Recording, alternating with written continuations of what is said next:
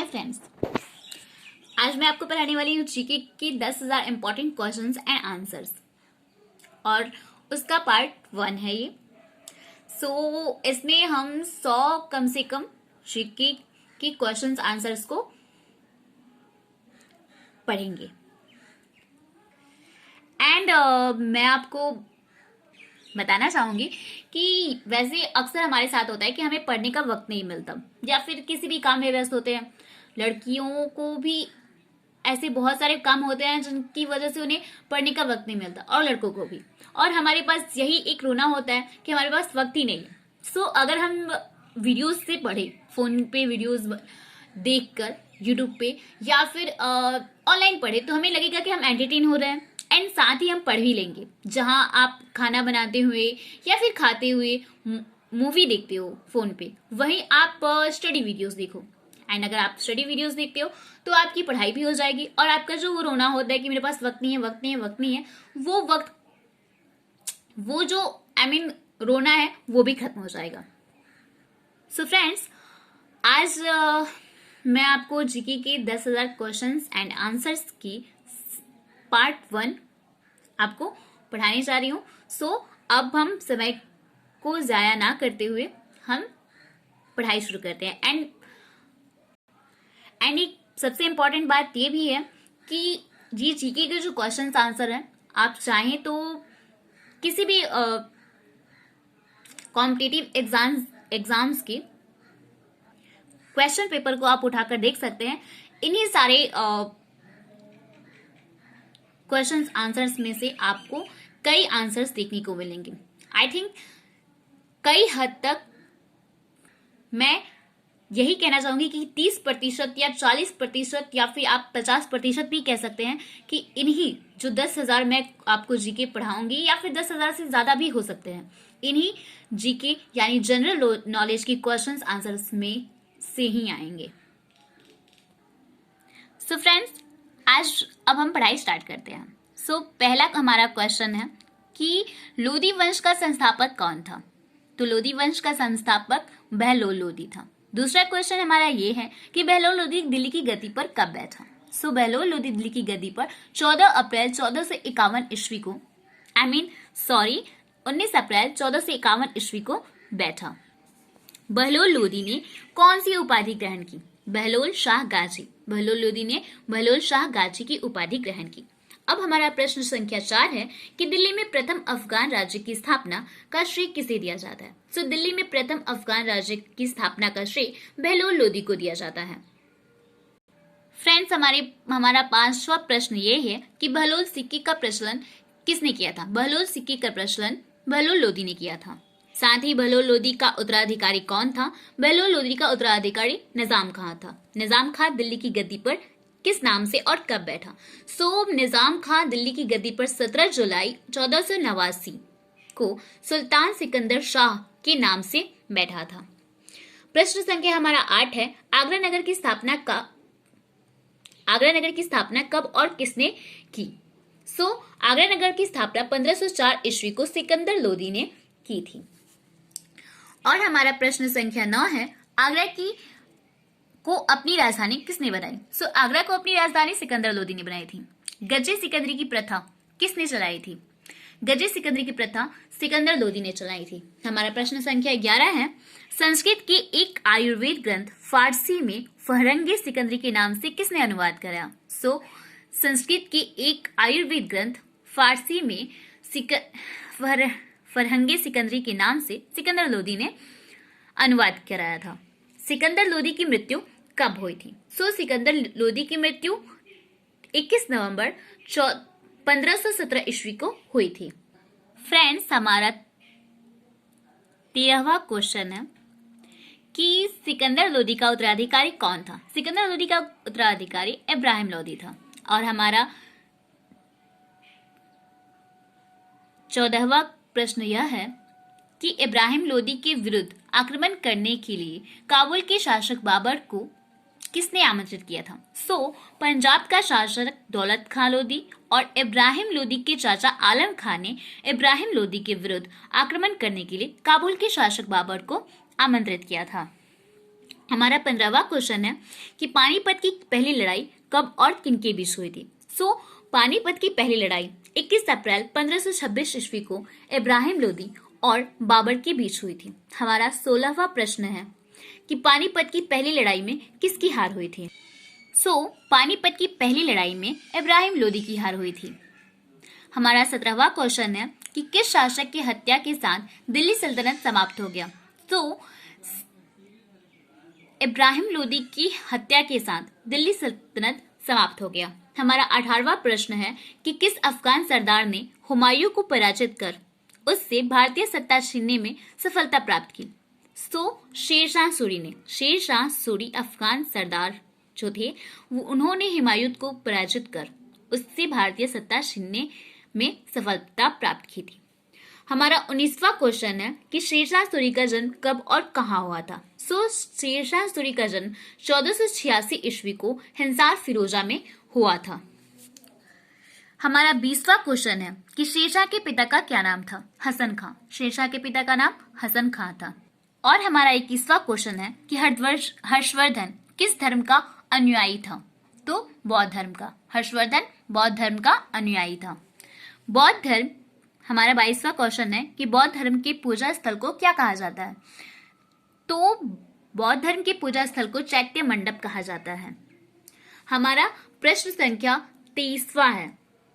हमारा 23वां प्रश्न है कि मौर्य वंश की समाप्ति के बाद किस वंश की स्थापना हुई। तो मौर्य वंश की समाप्ति के बाद शुंग वंश की स्थापना हुई। मौर्य वंश की समाप्ति के बाद शुंग वंश की स्थापना।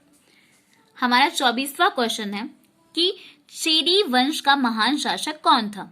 चेदी वंश का महान शासक खारवेल था।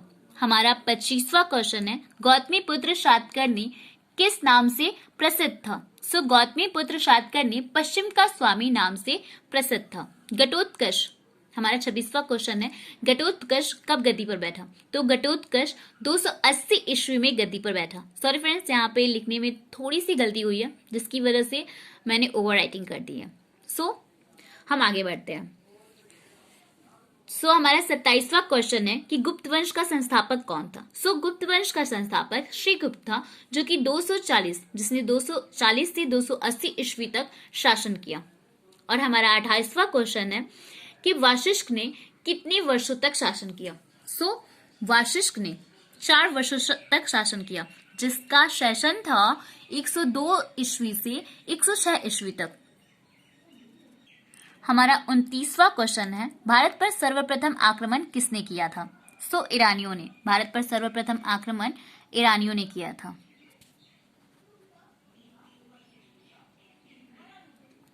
और हमारा 30वां क्वेश्चन है कि नंद वंश का अंतिम शासक कौन था। नंद वंश का अंतिम शासक जो था वो घनानंद था जो कि सिकंदर का समकालीन था। नंद वंश का अंतिम शासक घनानंद था जो कि सिकंदर का समकालीन था। सिकंदर किसका पुत्र था। प्रश्न संख्या हमारा 31वां है कि सिकंदर किसका पुत्र था। सिकंदर फिलिप का पुत्र था। सिकंदर फिलिप का पुत्र था। हमारा प्रश्न संख्या 32वां है कि सिकंदर महान का मूल नाम क्या था। सिकंदर महान का मूल नाम अलेक्जेंडर था। सिकंदर महान का मूल नाम अलेक्जेंडर था। प्रश्न संख्या हमारा 33वां है कि मौर्य साम्राज्य का संस्थापक कौन था। मौर्य साम्राज्य का संस्थापक चंद्रगुप्त मौर्य था। प्रश्न संख्या 34वां है कि मेगास्थनीज किस राजा का राजदूत था। मेगास्थनीज सेल्यूकस निकेटर राजा का राजदूत था। मेगास्थनीज सेल्यूकस निकेटर राजा का राजदूत था। प्रश्न संख्या 35वां है कि इंडिका की रचना किसने की। इंडिका की रचना मेगास्थनीज ने की थी। इंडिका की रचना मेगास्थनीज ने की थी। प्रश्न संख्या 36वां है कि अंतिम नंद राजा किसने हराया। अंतिम नंद राजा को चंद्रगुप्त मौर्य ने हराया। अंतिम नंद राजा को चंद्रगुप्त मौर्य ने हराया। प्रश्न संख्या 37वां है नील नदी का उद्गम स्थान, गिरने का स्थान तथा लंबाई कितनी है। प्रश्न संख्या 37वां है कि नील नदी का उद्गम स्थान, गिरने का स्थान तथा लंबाई कितनी है। नील नदी का उद्गम स्थान विक्टोरिया का झील है और गिरने का स्थान भूमध्य सागर है तथा लंबाई 6690 किलोमीटर है। प्रश्न संख्या 38वां है कि अमेजन नदी का वर्णन करें। अमेजन नदी हिमानीकृत झील से निकलती है और अंत महासागर में गिरती है और इसकी लंबाई 6296 किलोमीटर है। प्रश्न संख्या 39वां है कि भारत के किन राज्यों में रेल मार्ग नहीं है। सो भारत के सिक्किम और मेघालय राज्यों में रेल मार्ग नहीं है। प्रश्न संख्या 40वां है कि भारत में प्रथम रेलगाड़ी कब चलाई गई थी। सो भारत में प्रथम रेलगाड़ी 16 अप्रैल 1853 ईस्वी को चलाई गई थी। भारत में प्रथम रेलगाड़ी 16 अप्रैल 1853 ईस्वी को चलाई गई। सो प्रश्न संख्या 41वां है कि किस वर्ष सर्वप्रथम भारत को विद्युत शक्ति से रेलगाड़ी का परिचालन हुआ। किस वर्ष सर्वप्रथम भारत में विद्युत शक्ति से रेलगाड़ी का परिचालन हुआ। 3 फरवरी 1925 ईस्वी को सर्वप्रथम भारत में विद्युत शक्ति से रेलगाड़ी का परिचालन हुआ। प्रश्न संख्या 42 है कि भारत का सबसे गहरा बंदरगाह कौन सा है। भारत का सबसे गहरा बंदरगाह विशाखापट्टनम है जो कि आंध्र प्रदेश में है। प्रश्न संख्या 43 है कि भारत में राष्ट्रीय जलमार्ग 1 यानी NW1 कहां से कहां तक स्थित है। भारत में राष्ट्रीय जलमार्ग इलाहाबाद से 1 यानी NW1 इलाहाबाद से हल्दिया तक है। भारत में राष्ट्रीय जलमार्ग 2 यानी NW2 कहां से कहां तक स्थित है। भारत में राष्ट्रीय जलमार्ग 2 सदिया से धुबरी तक स्थित है। प्रश्न संख्या 45 भारत में राष्ट्रीय जलमार्ग 3 यानी NW3 कहां से कहां तक स्थित है। भारत में राष्ट्रीय जलमार्ग 3 यानी NW3 कोलम से कोट्टापुरम तक स्थित है। प्रश्न संख्या 46 भारत में राष्ट्रीय जलमार्ग 4 यानी NW4 कहां से कहां तक स्थित है। भारत में राष्ट्रीय जलमार्ग 4 यानी NW4 काकीनाडा से मडकानम तक स्थित है। प्रश्न संख्या 47 भारत का सबसे बड़ा बंदरगाह कौन है। प्रश्न संख्या 47 भारत का सबसे बड़ा बंदरगाह कौन है। भारत का सबसे बड़ा बंदरगाह मुंबई है जो कि महाराष्ट्र में है। प्रश्न संख्या 48 चंद्रगुप्त तृतीय के शासनकाल में संस्कृत भाषा का कौन सा कवि सबसे प्रसिद्ध था। चंद्रगुप्त तृतीय के शासनकाल में संस्कृत भाषा का कालिदास कवि सबसे ज्यादा प्रसिद्ध था। प्रश्न संख्या 49 है संस्कृत साहित्य का प्रसिद्ध कहानी ग्रंथ कौन सा है। संस्कृत साहित्य का प्रसिद्ध कहानी ग्रंथ कौन सा है। पंचतंत्र। संस्कृत साहित्य का प्रसिद्ध कहानी ग्रंथ पंचतंत्र है। इत्र तैयार करने की विधि किसने बताई थी। इत्र तैयार करने की विधि अस्मत बेगम ने बताई थी। प्रश्न संख्या 51 है कि नूरजहां की मृत्यु कब हुई थी। नूरजहां की मृत्यु 18 फरवरी 1648 ईस्वी को हुई थी। प्रश्न संख्या 22 है शंकराचार्य के गुरु कौन थे। प्रश्न संख्या 52 है शंकराचार्य के गुरु कौन थे। शंकराचार्य के गुरु आचार्य गोविंद पादके थे। प्रश्न संख्या 53 है शून्य का आविष्कार कहाँ हुआ था। शून्य का आविष्कार भारत में हुआ था। प्रश्न संख्या 54 है कि भारत में प्रथम युवा प्रधानमंत्री कौन थे। भारत के प्रथम युवा प्रधानमंत्री कौन थे। भारत के प्रथम युवा प्रधानमंत्री राजीव गांधी थे। प्रश्न संख्या 55 है लोकसभा तथा राज्यसभा का संयुक्त अधिवेशन कौन बुलाता है।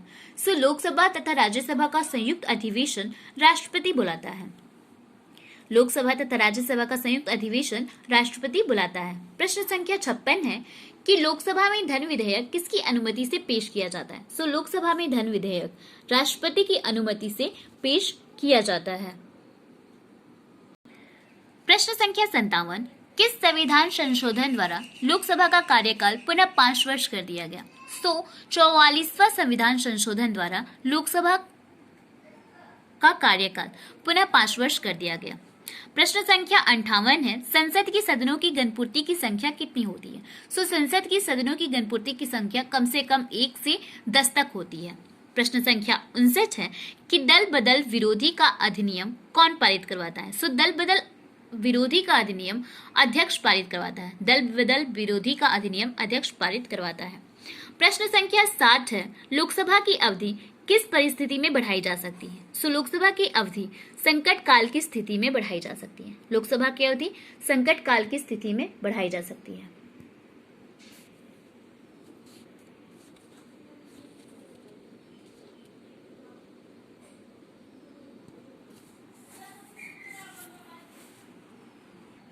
प्रश्न संख्या 61 है कि लोकसभा की वर्तमान सदस्य संख्या किस वर्ष तक अपरिवर्तित होगी?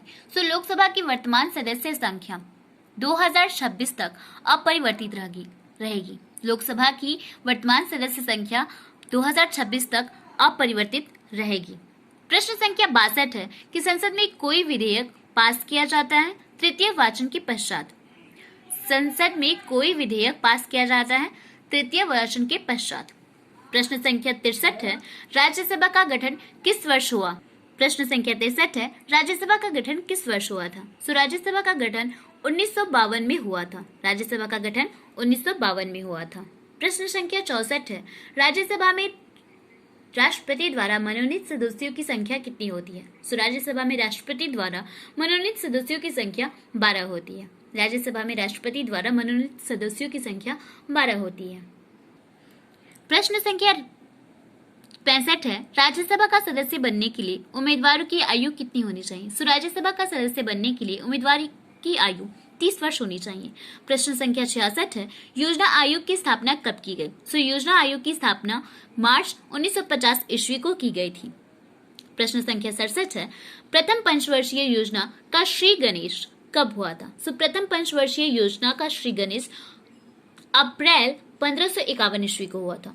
अप्रैल 1951 ईस्वी को हुआ था। प्रथम वित्त आयोग के अध्यक्ष कौन थे?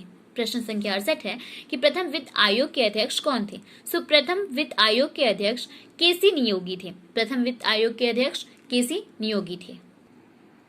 प्रश्न संख्या 69 है कि किस अनुच्छेद के तहत राज्यों में राष्ट्रपति शासन लागू किया जाता है? सो धारा 356 के तहत राज्यों में राष्ट्रपति क्या शासन लागू किया जाता है? प्रश्न संख्या 70 है कि अध्यादेश कितने समय तक लागू रहता है? सो अध्यादेश 6 सप्ताह तक लागू रहता है। प्रश्न संख्या 71 है, राष्ट्रीय विकास परिषद की अध्यक्षता कौन करता है? सो राष्ट्रीय विकास परिषद की अध्यक्षता प्रधानमंत्री करते हैं। राष्ट्रीय विकास परिषद की अध्यक्षता प्रधानमंत्री करते हैं। प्रश्न संख्या 72 है कि भारत के किस राज्य में राष्ट्रपति शासन सर्वप्रथम लागू किया गया था? सो केरल में। भारत के केरल राज्य में राष्ट्रपति शासन सर्वप्रथम लागू किया गया था। प्रश्न संख्या 73 है कि बिहार में पहली बार गैर कांग्रेसी सरकार कब बनी? सो बिहार में पहली बार गैर कांग्रेसी सरकार 1967 ईस्वी में बनी थी। बिहार में पहली बार गैर कांग्रेसी सरकार 1967 ईस्वी में बनी थी। प्रश्न संख्या 74 है, ब्रिटिश संसद के लिए चुने जाने वाले पहले भारतीय कौन थे? सो ब्रिटिश संसद के लिए चुने जाने वाले पहले भारतीय दादा भाई नौरोजी थे। दादा भाई नौरोजी थे। प्रश्न संख्या 75 है कि भारत में केंद्रीय बजट का निर्माण कौन करता है? सो भारत में केंद्रीय बजट का निर्माण वित्त मंत्रालय करता है। भारत में केंद्रीय बजट का निर्माण वित्त मंत्रालय करता है।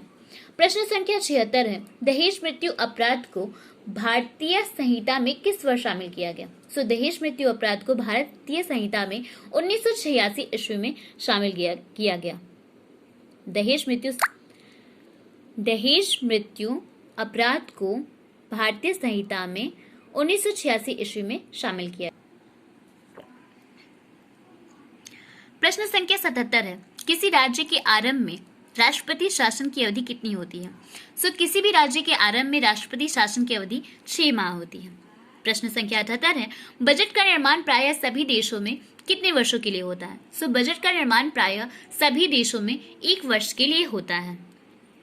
प्रश्न संख्या 79 है कि किसी राज्य में राष्ट्रपति शासन लागू होने की अधिकतम अवधि क्या है? सो किसी भी राज्य में राष्ट्रपति शासन लागू होने की अधिकतम अवधि 3 वर्ष होती है। प्रश्न संख्या 81 है कि भारतीय संविधान की धारा 370 का संबंध किस राज्य से है? सो भारतीय संविधान की धारा 370 का संबंध जम्मू कश्मीर से है। भारतीय संविधान की धारा 370 का संबंध जम्मू कश्मीर से है।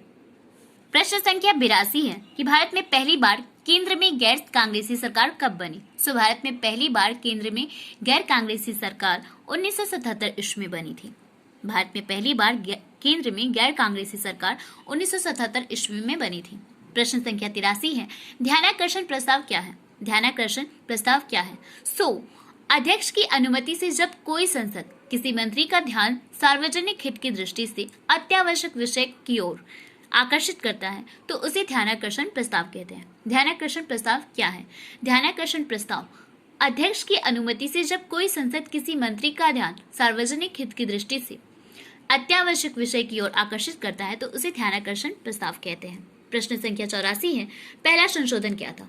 पहला संशोधन जो था वो 1951 ईस्वी में हुआ था।